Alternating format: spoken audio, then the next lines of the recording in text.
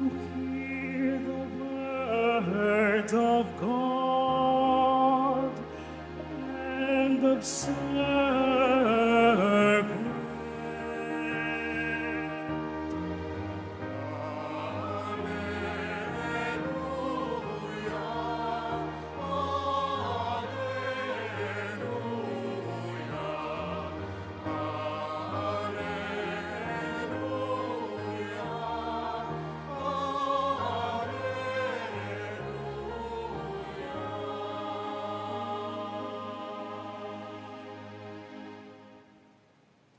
The Lord be with you. And with your spirit.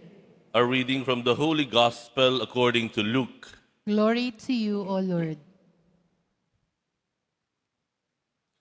While Jesus was speaking, a woman from the crowd called out and said to him, "Blessed is the womb that carried you, and the breasts at which you nursed."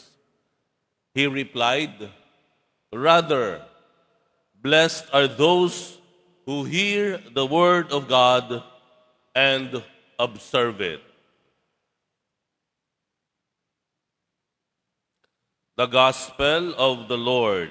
Praise to you, Lord Jesus Christ. Please be seated. Good morning, good afternoon, good evening. Again, our Mass this Saturday is a pilgrim Mass. We recognize the many devotees from all over the Philippines, and not just from all over the Philippines, but from all over the world. Kaya nga po, nais kong batiin ang ilan sa mga devotees natin from outside the Philippines. We would like to recognize ang mga deboto ng Poong Jesus Nazareno sa Vienna, Austria, sa St. Johann Capistran Church. At ganoon din naman yung mga devotees natin, the Black Nazarene Group sa Sydney, Australia. Diyan po yan sa Good Shepherd Catholic Church. Ayan. Nandyan din po ang San Diego de Alcala Parish. Yan po ay sa Pililla, Rizal. Lastmate ko po ang kura paroko dyan, no? Si Father Noe Elnar. And just last night, nagdalaw Nazareno tayo kay Father Abet. Diyan po yan sa Tanza, Nabotas. Doon po sa 100-year-old chapel nila, no? Sa Holy Cross Chapel. Ayan, ano po. And of course, we welcome po yung mga pilgrims natin na talagang who even came over here in Quiapo Church to join, of course, our Holy Mass. Let us recognize one another, yung po mga galing na down south na nandiyan, Southern Tagalog, dyan po sa Central Luzon. Sino ba pinakamalayo ngayon na nakarating dito na pilgrims? Saan kayo galing? Pangasinan, okay? Meron pa saan? La Union, okay? So magandang umaga sa inyo. Welcome sa Minor Basilica and National Shrine of Jesus Nazareno, Quiapo Church. Palakpakan po natin ang mahal na Poong Jesus Nazareno. Siguro po yung mga nanonood sa atin, live stream from abroad, ang swerte-swerte naman ng mga nasa Quiapo Church. Kami hanggang monitor lang, hanggang screen lang sila nakapunta na doon sa Quiapo Church. At nakikita nila ang mahimalang imahe ng Poong Jesus Nazareno. Makakapunta pa kayo sa likod para doon sa pahalik. And you may want to see that vicario image. So ito po yung tawag natin sa image ng Nazareno na pinuprosesyon po natin, traslasyon, every January 9 from the Quirino Grandstand hanggang dito po sa Quiapo Church. Yun po ay nasa bandang likod. At yung mga kalihero pa natin na mga images, nandyan po. Napakapalad naman nila Ayan, ano? And maybe some of you may be thinking, ng swerte naman ng mga servants ng Quiapo. They have time para mag-serve, no, sa Quiapo. And napakalapit nila sa Nazareno. Ayan, ang mga collectors natin, ano? Ang swerte naman ng mga ihos, mga volunteers, ushers, because they are able to stay in an extended period of time sa Quiapo Church, no? Siguro some of you may be serving in other parishes, and you just wish na sana makapag-serve din ako sa Quiapo Church, sana makapag-choir din kami sa Quiapo Church. Ano po? Siguro yung iba po, maswerte dahil tayo may mga pabihis. Na I think today, we will change the damit ng ating poong Jesus Nazareno in a while, maybe later. Yung mahal na poong Jesus Nazareno, papalitan po yan ng damit o tinatawag nating pabihis, no? Later on, we will have a rights. No? Meron siyang particular specific rights para palitan ng damit ng mahal na poong Jesus Nazareno. You know, many of us may be saying, ang swerte naman nila. No? And for those maybe na nagdadasal ng himala, and then you are able to hear some miraculous story about healing, about reconciliation, about coming back to good health, ng ibang mga deboto, ang swerte naman nila, hindi ko pa natatanggap yung aking hinihiling, no? Especially if you will watch yung every Sunday morning nating program, ano, ni Jiggy Manikad, no? Yung mga himala ng mahal na poong Jesus Nazareno on TV, mapapanood niyo yung mga himala ng mahal na poong Jesus Nazareno sa pangkaraniwang tao, sa iba't ibang tao, and we will always say, ang swerte-swerte naman nila. Tama po ba? I have a secret to tell you. I have a secret to tell you. Pwede po kayong maswerte o masasabi mong swerte kayo kahit wala kayo dito sa Quiapo Church, kahit hindi kayo nagsiserve sa Quiapo Church, kahit hindi kayo nakakahawak sa pahalik, kahit hindi nyo nakikita personal yung imahe ng vikaryo, kahit hindi nyo napupunasan ng mga panyo, yung mga imahe ng ating mahal na poong Jesus Nazareno, masasabi kong maswerte kayo. At hindi ko lang sinabi, masasabi pa ng Panginoong Jesus Nazareno, maswerte ka. Kahit wala ka ng kahit anumaman na binanggit ko. Ano yon? Tingnan natin yung Ebanghelyo. Let's go to the Gospel. A very short Gospel. Ano? Uniquely, surprisingly, napakaikli. For about like 2 sentences, there must be a reason kung bakit napakaiksi. You need not to remember a lot of details. It was just straight to the point. It's about kung sino talaga ang maswerte. The Gospel is about Jesus speaking. As usual, He was preaching to many people. Biglang may isang babae from the crowd lumapit sa Panginoon. At ang sabi niya, blessed is the womb that carried you and the breast at which you nursed. Napakaswerte naman po ng nanay ninyo, ng inyong ina. Siya na nagdala sa inyo sa kanyang sinapupunan. At nang iniluwal kayo, kayo po ang nagpakain sa kanya sa inyong dibdib. Napakaswerte naman. Have you heard that? Have you heard your relative saying to your nanay, ang swerte-swerte naman ng nanay mo, ikaw ang naging anak? Naranasan niyo ba yan? O kabaliktaran, ang malas naman ng pamilya mo, ikaw ay naging anak dyan. Minsan naririnig natin yan, ano? Thank God. Pag nakakarinig tayo ng mga comments mula sa mga kumare, mula doon sa mga kapitbahay, kaanak, ang swerte-swerte naman ng magulang mo para sa iyo. Nagkaroon ng anak na kagaya mo. Di po ba? Oh. Yun madalas ko na pong naririnig yan, lalo na naging pari ako. No? Hindi ko na mabilang, kahit saan kami pagpunta, pagkasama ko nanay ko, nakita yung mga kamag-anak, dati niyang kaibigan. Sasabihin, swerte mo naman, may anak kang pare. Yan, ano?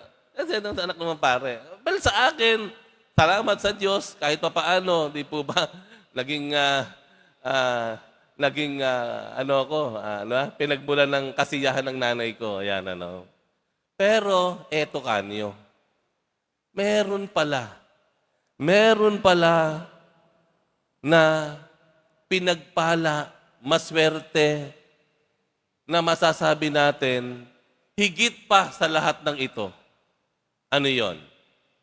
The gospel is very clear and straightforward about it. Jesus said, so ito hindi sinabi ng isa sa mga alagad, hindi ito sinabi ng mga saksi doon, hindi. Mismo, straight from the lips of Jesus, He said, rather, blessed are those who hear the word of God and observe it. Tagalog. Mas mapalad ang mga taong nakinig ng salita ng Diyos at isinabuhay.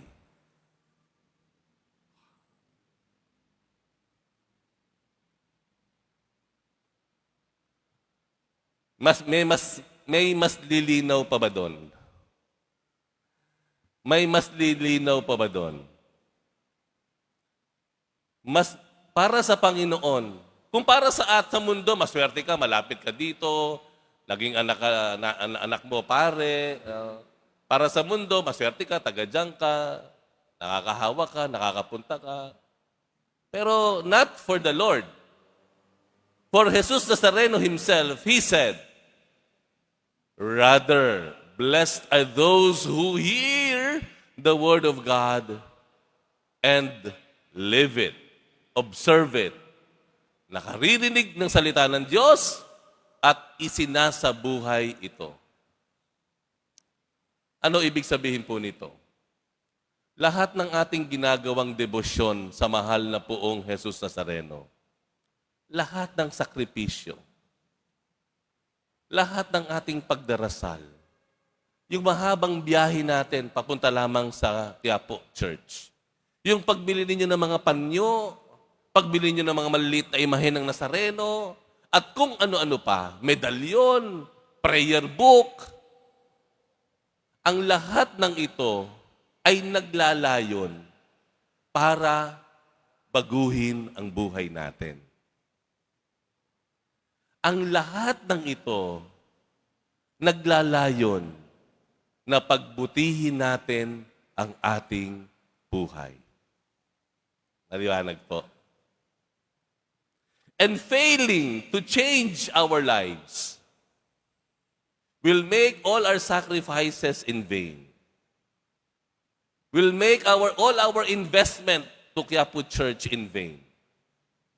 Dahil ang gusto naman ng Panginoon, maliban sa pagtaas mo ng kamay, maliban sa pagpahid mo ng panyo sa kanyang imahe, ang gusto ng Panginoon, maliban sa sakripisyo na mainit na pagbabiyahe, paglalakad mula dun sa parking lot, pagtetren, paglalakad hanggang dito, ang nais naman talaga ng Panginoon, ang lahat ng karanasang ito, magdala sa iyo sa isang buhay na mas mabuti.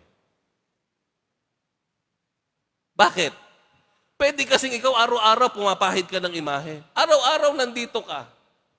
Pwede namang araw-araw, naglilingkod ka rito, nakikita ka ng mga tao, serve ka. Pwedeng araw-araw nagagawa mo ang lahat ng ito. Pero kung ikaw naman ay masungit pa rin, ikaw ay nandaraya pa rin sa iyong negosyo. Ikaw ay hindi nagpapasweldo ng maayos sa mga tauhan mo. Kung ikaw pa rin hanggang ngayon, nagbabala ka pa rin gantihan yung kaaway mo. Minumura mo pa rin yung mga taong ayaw mo. Kung hanggang ngayon, nagnanakaw ka pa rin, nangongontrata ka pa rin ng sobra-sobra. Huwag na tayong pumunta dun sa usapan na yun, mahaba yun. Ano masasabi natin? Para saan ang lahat ng ito? Kasi sa katunayan, ang gusto lang naman ng Panginoon, mabago tayo. Bakit? Yung pagbabago ng ating buhay, nangangahulugan, tayo ay mapupunta sa Kanya pagdating ng katapusan ng ating buhay. Amen? Alam niyo, nakalulungkot, ano po? Maikwento ko lang sa inyo. Marami po akong kaibigan. May mga picture pinadala sa akin, mga iba't ibang mga deboto sa mga barabarangay, syudad, bayan-bayan. Talaga namang nagugulumihanan sila. Sabi nila, Father, ganito ba talaga ang mga deboto ng Jesus Nazareno? Bakit? Kita niyo sa picture, nagyayakapan. Mga naka-short shorts. Inaaway yung mga sasakyan na nasa daan. Nakaharang sa daan, lumilikha ng mahabang traffic, wala man lang konsiderasyon. Ganun ba talaga ang mga deboto? May mga kwento pa ako naririnig, kapag traslasyon, magpuprosesyon mula Luneta hanggang dito, iinom muna. What? Tipsy, amoy alak, lasing, saka sasama sa traslasyon, magpupumilit umakyat at humawak. Ano nangyari iyon? Yun ba talaga? Yun ba talaga? Yun ang minsan hindi natin maintindihan. Meron pa ginagawang, alam niyo ba yon? I don't know kung alam niyo to, no? Ilang buwan pa lang ako sa Quiapo, pero nalaman ko na ito. May paligsahan po pala dito. Ilang beses ka nakaakyat sa andas. Nakatatlo ko, nakailang ka na. Iskoran. Ginawang paligsahan. What?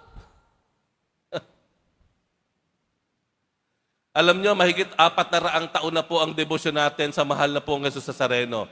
Palagay ko naman po, panahon na para dalisayin ang ating debosyon. Palalimin ang ating debosyon. Itama ang ating debosyon. Nagsimula na po kaming magplano para sa Traslasyon 2026. Iisa ang hinaing. Yung mga lost, yung mga maling debosyon na nakikita every January 9. Every January 9. Na ito ay nagiging dahilan ng nakakasakit, may nasasaktan, o minsan meron pang binabawian ng buhay. Yun naman ang ayaw natin. Amen? Palagay ko panahon na gusto natin baguhin ng bansa natin. Baguhin muna natin yung debosyon natin. Kung makasigaw ka, ikulong ang mga korap. Kung makasigaw ka ng pagbabago sa bayan, ganun-ganun na lamang, nanggagaliiti pa tayo. Abay, simulan naman natin sa simbahan. Simulan naman natin sa debosyon natin. Itama, palalimin ang ating debosyon. Pakatandaan po natin, isa lang naman ang hiling ng Panginoon. Higit sa panyo, higit sa mahawakan mo, higit sa lahat ng iyan. Isa lang ang gusto ng Panginoon. Makinig tayo ng Kanyang salita at hayaan natin ito ang magbago ng buhay natin.